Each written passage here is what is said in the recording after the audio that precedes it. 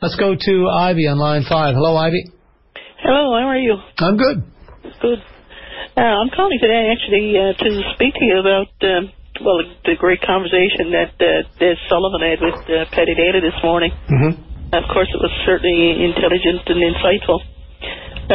Does that mean you didn't appreciate the one from Gilbert Bennett? Not really. I think Gilbert Bennett, I think it's a little bit of, what would you call it, hoodwinking, actually. You know, we paid $120 million to construct this dome at Muskrat. Now we have it torn down. Well, he's saying that the company we hired to do it built that into their expenditure of cash, so they're out the 120 and whatever else it costs to get rid of it. No, I don't think that would be very accurate. I don't think there's anybody in this province who would actually believe that Astaldi would actually pay for this from their own funds.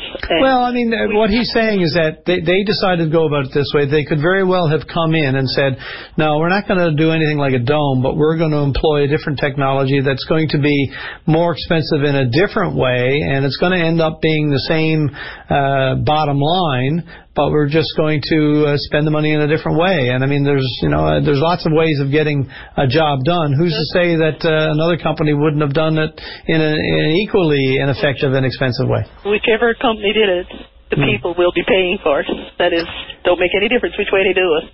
People will eventually pay for it. Well, the point is this going to be an added cost now for us in the end, for Nalcor and consequently for us, or is it still going to be within the price agreed upon when the contract was given to Astaldi?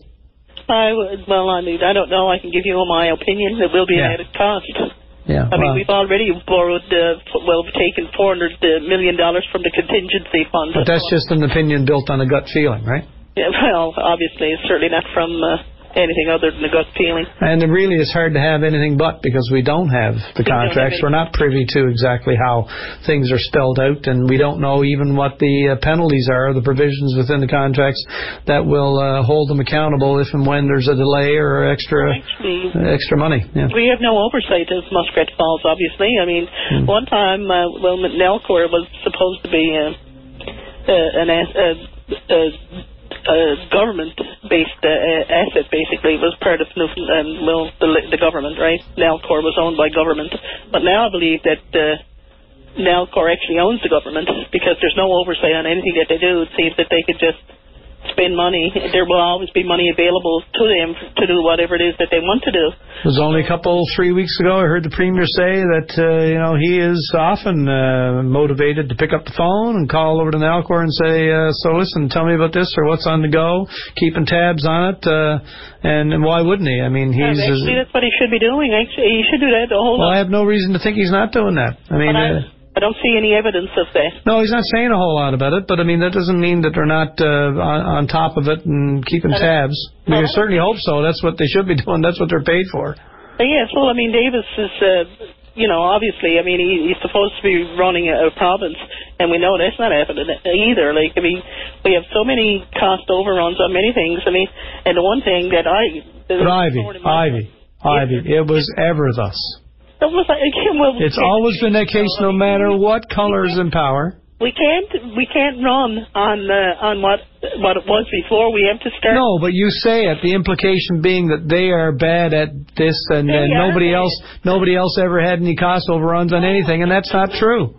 I'm not saying that, though. Oh, well, that's what I was hearing. What I'm saying, Pete, is that this government is not trying to make a difference, and that's what they should be doing.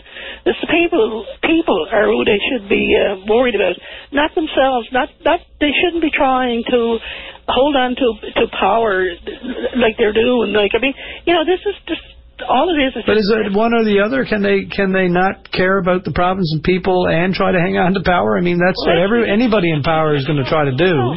You keep making mistakes, and then they have to backtrack and fix the mistakes. And this is the problem with this. Con O'Brien actually has been very vocal and outspoken about this project right from day one. And, you know, he really got a lot of valid points. Yeah, I guess my point is that the PC party of Newfoundland and Labrador doesn't have the market cornered on mistakes. There's lots of mistakes to go around. Everybody has them. They're unavoidable. And actually, at times, they are the only way to go because that's how we learn and find a better way. Yes, but this party hasn't learned. We've been over a year now waiting for a premier to make call an election. It's been over a year with people just hanging in limbo. Yeah, well, they're doing essentially what they condemned Roger Grimes for. Absolutely, I'll agree with you on that. Yeah. Abuse of power, and it's an abuse of the people, of the province, to go on and not govern, because they are not governing. All they do is actually trying to rectify things that's been done wrong. Can't they go forward? You got to be careful how generalized you get, because that starts to encroach on your credibility. Well, maybe my credibility is not credible, but that's I got to run to the last break. I appreciate your call. Thank you. Bye. Thank you. Bye-bye.